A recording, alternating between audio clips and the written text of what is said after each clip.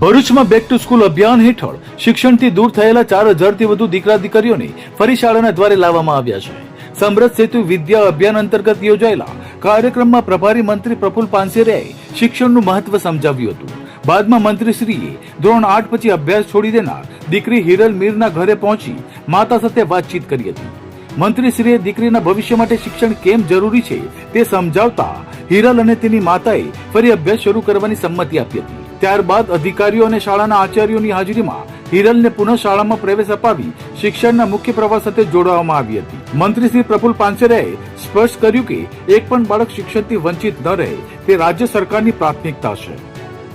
અંદર ગામડે ગામડે જે બાળકોએ 1 થી 12 ધોરણમાં વચ્ચેથી શાળા છોડી હોય તો અમને ફરી વખત શાળામાં પ્રવેશ આપવા માટેનું રાજ્ય સરકારના આ એક પવિત્ર યજ્ઞની અંદર શિક્ષણ વિભાગ ખૂબ સારું કામગીરી કરી છે.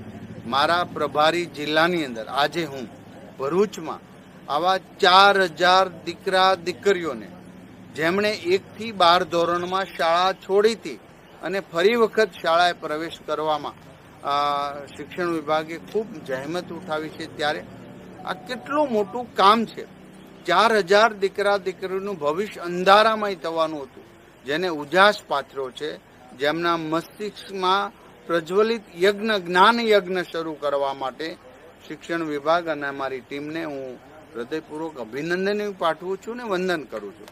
શિક્ષણ મંત્રી શ્રી વાજા સાહેબ અને જેમણે આ અભિયાનની અંદર ખૂબ મહત્વની કામગીરી નિભાવી રહેલા એવા રેવાબા જાડેજાને પણ હું હૃદયપૂર્વક શુભેચ્છા પાઠવું છું અને અભિનંદન આપું છું.